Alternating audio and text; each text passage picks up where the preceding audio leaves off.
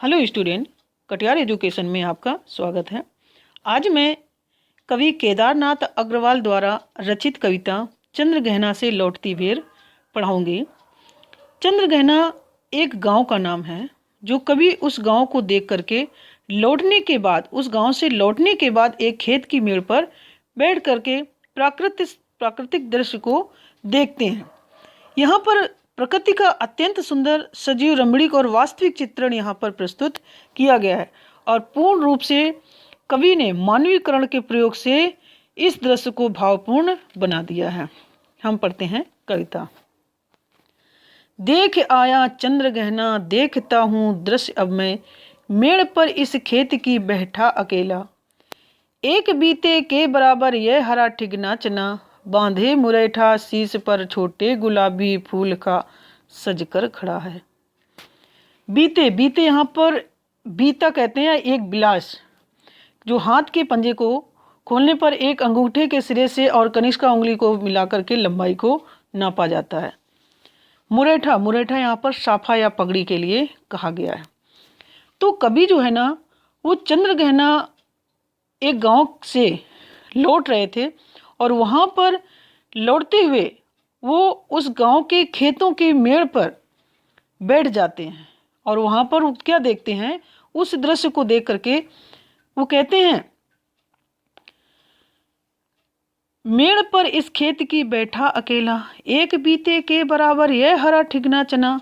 जो वहाँ पर उस खेत में वो मेड़ पर बैठे बैठे देख रहे हैं कि एक चने को या चने का एक पेड़ है जो एक बीते के बराबर है और उस छोटे से ठिगने पौधे को खड़ा हुआ देखते हैं। उसके ऊपरी भाग पर गुलाबी फूल से ऐसा सजा रहा है, ऐसा सजा हुआ है कि मानो जैसे चने ने सिर पर गुलाबी पगड़ी बांध रखी हो। बांधी मुरैठा शीश पर छोटे गुलाबी फूल का सजकर खड़ा है और ऐसा लग रहा है कि मानो वो सज धज करके दूल्हे के रूप में खड़ा हुआ है और उसने चने के सिर पर कैसा है, गुलाबी रंग की पगड़ी बांध रखी है। पास ही मिलकर उगी है बीच में अलसी हटीली, देह की पतली कमर की है लचीली, नील फूले फूल को सिर पर चढ़ाकर कह रही है, जो छुए यह दूं हृदय का दान उसको। यहाँ पर कवि ने वर्णन किया है कि अलसी, अलसी एक पौधे का नाम है जो चने के साथ में ही बोई जाती है, एक जिसका फूल नीले रंग का होता है तथा उसकी जो फली जो होती है वो लट्टू के आकार की होती है। हटीली, हटीली यहाँ पर कहा गया है जिद्दी के लिए। यहाँ पर कवि ने वर्णन किया है कि चने के पास में ही, चने के पौधे में एक अलसी भी उग करके मानो हठ पूर्वक अपना आधिपत्य जमा लिया, यानी कि चने के बीच में अलसी भी बीच में उग आई है और वह ऐसी प्रतीत हो रही है कि मानो पास ही मिलकर उगी है बीच में अलसी हटेली, हटेली माने जिद्दी, देह की पतली कमर की है लचीली। वह देखने में कैसी लग रही है, वह शरीर से बहुत ही पतली है और उसका तना जो है ना वो लचकदार है, जो ऐसा प्रतीत हो रहा है कि उसका ऊपरी भाग ऐसा प्रतीत हो रहा है कि उसकी कमर बहुत ही पतली है, कमर की है लचीली। और यह पौधा बार बार झुकने के बाद भी फिर खड़ा होकर झूमने लगता है, मानो उसने झूमने की जिद कर ली हो, इसलिए अलसी को हटीली कहा गया है। नील फूले फूल को सिर पर चढ़ाकर, और अलसी के ऊपर जो है ना उसके फूल क्या लग रहे हैं कि ऐसा प्रतीत हो रहा है कि मानो अलसी को अल्लड़ नायिका के रूप में प्रस्तुत किया और वो देह से पतली है, ऐसा लग रहा है। उसके नीले रंग के फूल जो धारण किए हुए हैं वे स्वयं को किसी प्रीतम पर निछावर करने को तैयार है और उसके ऊपर जो नीले रंग के फूल हैं वो ऐसा लग रहा है कि वो अपनी किसी प्रिय को उन फूलों को निछावर करने के लिए तैयार है। और सरसों की न पूछो, हो गई सबसे सयानी, हाथ पीले कर लिए हैं ब्याह मंडप में पधारी, फाग गाता मास फागुन आ गया है आज जैसे। सयानी, सयानी यहाँ पर कहा गया है जवान या युवा कन्या के लिए। हाथ पीले करना यहाँ पर मुहावरा है, मुहावरा कहा गया हाथ पीले करना, विवाह करना। फाग, फाग माने होली के दिनों में लोग एक गीत गाया करते हैं तो उसको फाग कहा जाता है।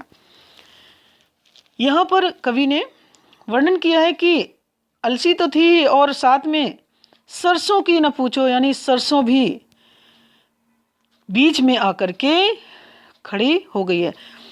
और सरसों की न पूछो हो गई सबसे सयानी, सब जगह सरसों के उगने से पीला रंग छाया हुआ है, यानी कि खेतों में चारों तरफ से सरसों उगी हुई है और उसके रंग कैसे दिखाई दे रहे हैं, चारों तरफ पीला रंग छाया हुआ है। और ऐसा प्रतीत हो रहा है कि उसके पीले फूलों को देखकर ऐसा लगता है जैसे किसी कन्या के हाथ पीले कर दिए हों। ब्याह मंडप में पधारी फाग गाता, मास फागुन आ गया है आज जैसे, और पीले कर दिए हो और वह सज धज कर ब्याह मंडप में बैठ गई हो। इस प्रसन्नता के अवसर पर ऐसा लग रहा है जैसे फागुन का महीना स्वयं फाग के गीत गाता हुआ आ गया है। देखता हूं मैं स्वयंवर हो रहा है, प्रकृति का अनुराग अंचल हिर रहा है, इस विजन में दूर व्यापारिक नगर से प्रेम की प्रिय भूमि उपजाऊ अधिक है। अनुराग, अनुराग यहाँ पर कहा गया है प्रेम के लिए। विजन माने सुनसान स्थान या खाली स्थान। कवि कहता है कि देखता हूं मैं स्वयं हो रहा है, मंद मन पवन झूमती हुई चल रही है, सरसों के प्रकृति हृदय में भरे प्रेम और उल्लास को व्यक्त कर रही है।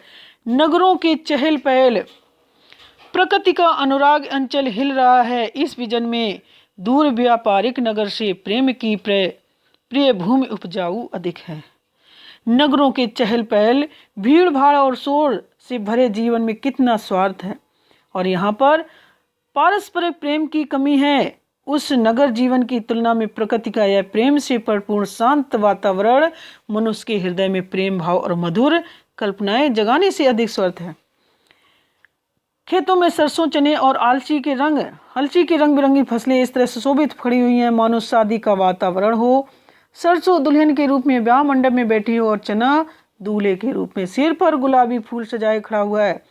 अलसी प्रमात्र नायिका के रूप में खड़ी हुई है। कवि प्रकृति का आंचल ऐसे वर्णन कर रहा है, उससे लगता है कि चना दूल्हा है, सरसों दुल्हन है और अलसी अल्हड़ नायिका।